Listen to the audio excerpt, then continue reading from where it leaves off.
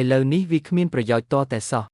សូម្បីតែសន្តិសុខផ្ទះក៏មិនអាចធ្វើដូច្នោះបានដែរឥឡូវនេះការខូចខាតធ្ងន់ធ្ងរដល់ Meridians ត្រូវការពេលវេលាឆាប់ជាសេះស្បើយណារបួសរបស់អ្នកធ្ងន់ធ្ងរណាស់ស្ថានភាពមិនទាន់ជាសេះស្បើយពេញលេញនៅឡើយទេដូច្នេះសូមប្រញាប់ឡើង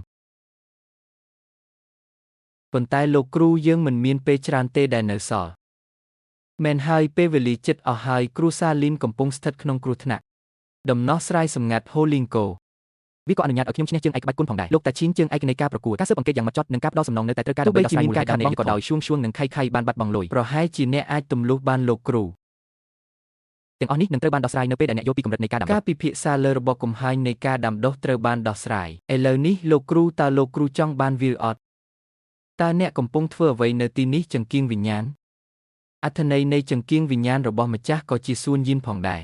ប្រសិនបើអ្នកអាចស្រូបយករាងកាយបាន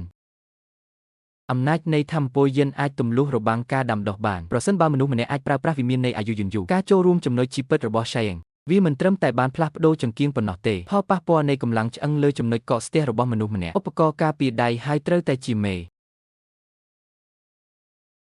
តើវាដោយសារតែខ្ញុំធ្លាប់គ្រូសាយហៅមិនពូកែដូចអ្នកទេ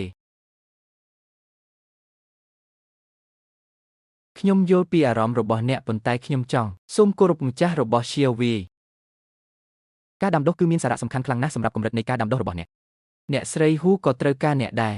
ការទៅយកចង្គៀងវិញ្ញាណគឺគ្រាន់តែដើម្បីជួយអ្នកគួរតែបន្តការហៅទូរស័ព្ទរបស់អ្នកឲ្យបានឆាប់តាមដែលអាចធ្វើទៅបានការកែលម្អកម្រិតដាំដុះកំពុងជួយខ្ញុំអ្នកមិនចាំបាច់ខ្វល់ពីរឿងរបស់គាត់ទេអ្នកជាម្ចាស់ចង្គៀងវិញ្ញាណបានយល់ថាម្ចាស់របស់វាបានធ្វើតាមរឿងនេះ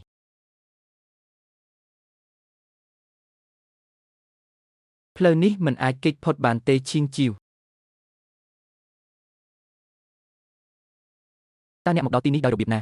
តើអ្នកស្គាល់ផ្ទះរបស់យើងដោយរបៀបណាខ្ញុំទើបតែទទួលបានពាក្យសម្ងាត់ពីគ្រូសាលីនឈៀវីបានមកប្រាប់ខ្ញុំឈៀវីនាងសុខសប្បាយជាទេសៀវវៃត្រូវបានពូលីនយកទៅជាមួយឪពុករបស់នាងបានខត់បងប្រុសរបស់នាងនៅផ្ទះសូម្បីតែទូរស័ព្ទដៃក៏ត្រូវបានគេមើលលើកនេះដែរលោកលីនបូត្រូវបានរឹបអូសនិងឃុំខ្លួនក្នុងផ្ទះឪពុកបាននិយាយថាគាត់នឹងមិនធ្វើទេរហូតដល់គាត់បានគិតពិចារណារួចរាល់ការអនុញ្ញាតឲ្យគាត់ចេញទៅក្រៅគឺកាន់តែមិនទំនងបើមិនមែនដោយសារខ្ញុំទៅគ្រូសាលីនទេខ្ញុំមិនដឹងថាអ្វីខ្លាចជាធ្ងន់ធ្ងរយ៉ាងនេះទេនៅពេលដែលខ្ញុំទៅរកគាត់ខ្ញុំយល់ហើយវាធ្ងន់ពេកតើអ្នកមានគម្រោងធ្វើអ្វីពូលីនបាននិយាយថាគាត់នឹងផ្ដល់ឲ្យអ្នកមួយប្រសិនបើគ្រូសាឈៀវមិនអាចត្រូវបានលុបបំបាត់ចោលក្នុងរយៈពេល1ខែសៀវវៃនឹងសម្ពាធពីគ្រូសាចៅពួកគេអាចត្រូវបាននិរទេសដោយបង្ខំវិបត្តិគ្រូសាលីនកើតចេញពីដរាបណាគ្រូសាឈៀវនិងគ្រូសាយ៉ាវការដោះស្រាយបញ្ហារបស់ពួកគេនឹងកើតឡើងដោយធម្មជាតិវានឹងត្រូវបានដោះស្រាយយ៉ាងងាយស្រួលប៉ុន្តែអ្នកគឺជាមនុស្សតែម្នាក់គត់តើមនុស្សអាចមិនទុកចិត្តអ្នកដោយរបៀបណាខ្ញុំមិនបារម្ភទេខ្ញុំគ្រាន់តែបារម្ភពីអ្នកប៉ុណ្ណោះកុំបារម្ភពីការធ្វើការខ្លាំងពេកអីខ្ញុំមានចំណុចផ្ទាល់ខ្លួនបើអ្នកនិយាយត្រូវអ្នកនឹងមករកខ្ញុំវាត្រឹមត្រូវសម្រាប់ជាប្រយោជន៍របស់ឈៀវីខ្ញុំស្ទើរតែភ្លេចបដូរវាតាមបំណងសម្រាប់អ្នកពិនិត្យមើលថាតើសម្លៀកបំពាក់សមឬអត់នេះប្រហែលជាលោក Chen មែនគាត់មានរាងកាយមាំមុនណាស់ Slippery គឺជាធ្នើរដាក់សម្លៀកបំពាក់ដ៏អស្ចារ្យ Zemio ពិតជាអស្ចារ្យណាស់ Chen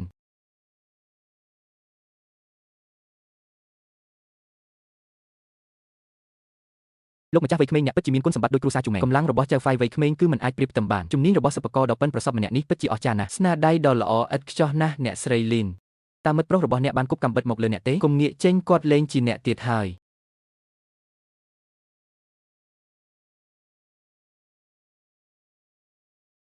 ម្ដងហើយម្ដងទៀតអ្នកបានចូលមកចិត្តយឺត